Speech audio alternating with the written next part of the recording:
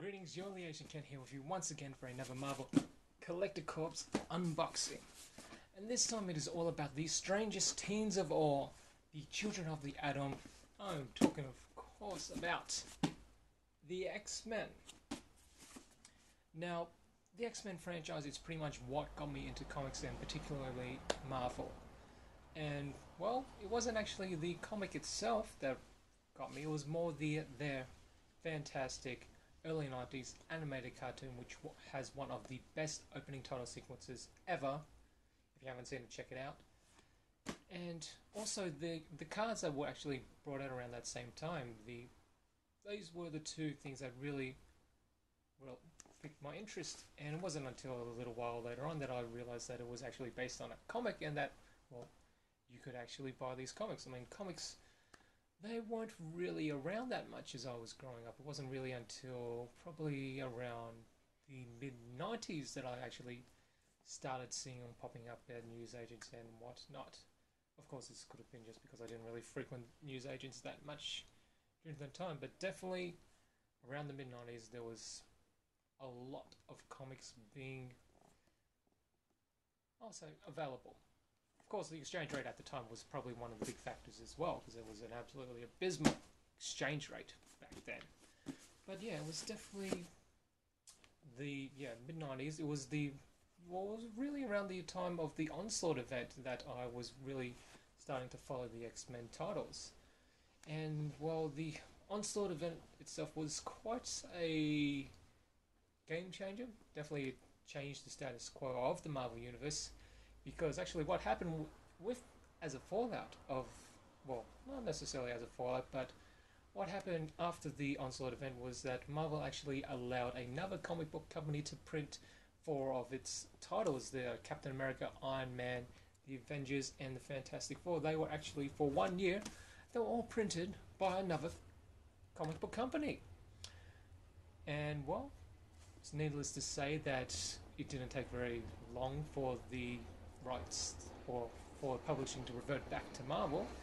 But either way, I'm going off on a tangent that does not have much to do with the X-Men, except for, yes, definitely the Onslaught event was a massive event at that time, and it did quite heavily involve the X-Men because of the origin of the big bad Onslaught. But if you are interested in reading a little bit more, or you've seen the movies, or you're just interested in some X-Men titles, of course some of the most popular ones that always get thrown about when we're talking about the best X-Men reads or storylines, it was definitely the Death of Phoenix storyline. There was also the Phoenix storyline, of course, introducing Phoenix as well, of course. If you're going to have Death of Phoenix, you might as well have the Phoenix one.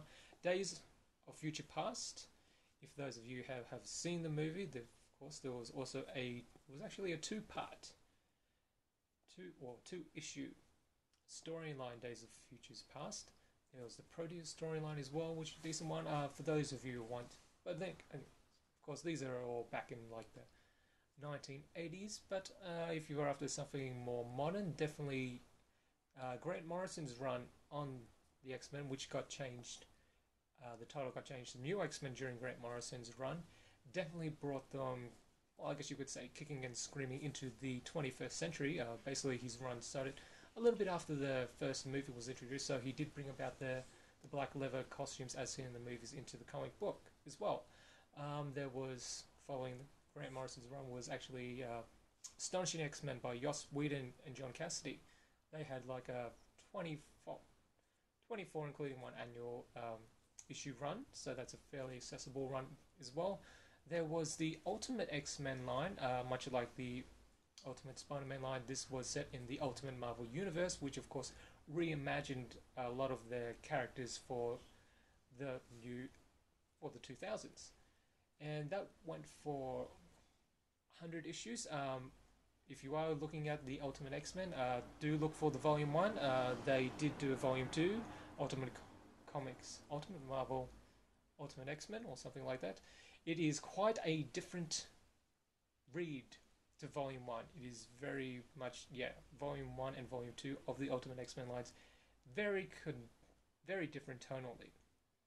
But that's not to say that Volume 2 didn't have its moments as well. It was just basically having read over 100 issues of Volume 1, number 2 came more, I guess you would say it had more of a political view to it as opposed to the superior action that I'd grown used to. And of course, there was the original graphic novel God Loves Man Kills, which, for those of you who have seen the second X-Men movie X2, it's basically loose on that. Of course, there's a future past based on the Days of Future Past. Death of Phoenix, you've probably seen tons of that during the X-Men 3 movie. And what was the other one? Oh, it's slipping my mind. First Class, yeah. Either way, let's check out the box. Of course, we have Wolverine on the front of the box. Of course, many, of course, I'm just doing a few of the better well-known storylines. There have, of course, been many spin-off X-Men series. You have your, of course, there was, like I said, the core Uncanny X-Men, as well as the adjectiveless X-Men. You've got X-Force, which was originally New Mutants before becoming X-Force, which had, of course, Cable and Deadpool, which will definitely introduce Cable and Deadpool.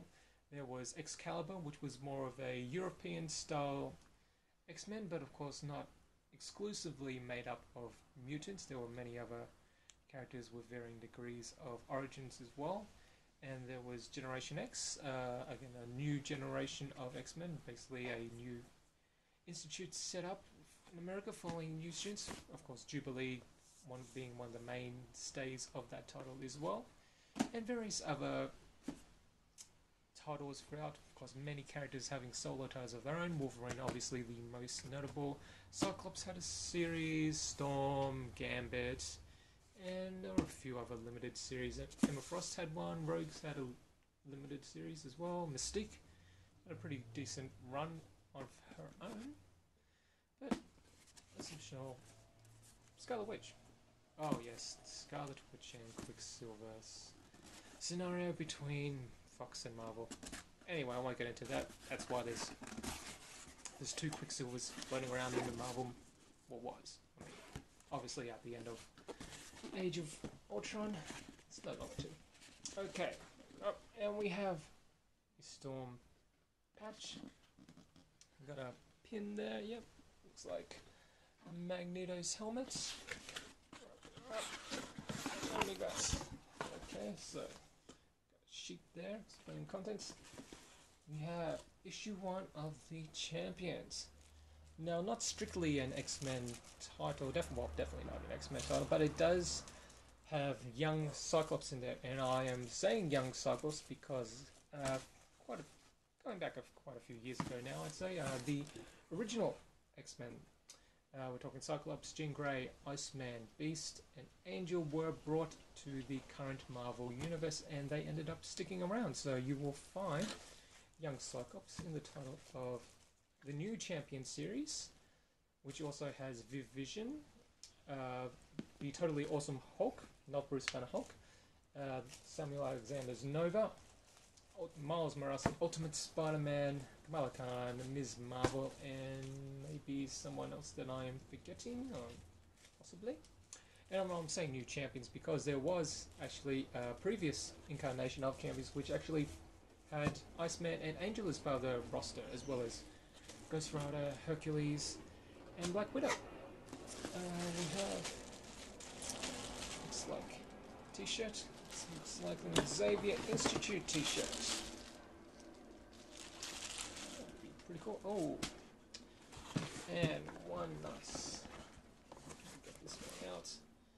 There we go.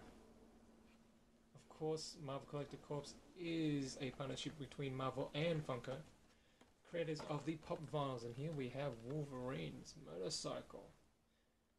Very nice there. Let's see, he's popping his claws on that side. There's a shot. There. And we have Mystique Rock Candy. Yeah.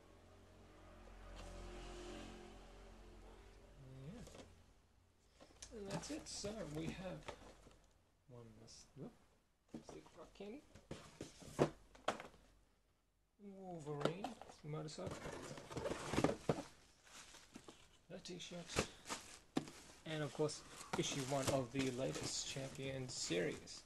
If you do want to get your hands on this box, then you need to go to www.collectorcorps.com, or you can check out their Facebook page, Marvel Collector Corps. And next time, it's going to be Superhero Showdowns. Of course, we have Captain America and Red Skull there. Well, that's going to be quite an interesting box. Obviously, we're having Superhero Showdowns, so there's going to be at least 2 characters per item, hopefully anyway. Otherwise, well, really, what's the point of calling it Superhero Showdowns? But with many a classic showdowns, I wonder who we're going to see. Of course, featuring Captain America and Red Skull, there's also always been Green Goblin and Spider-Man, Bullseye and Daredevil, and many others, but it will be interesting to see exactly who they decide to put into that box. So, until next time, have a harmonious day.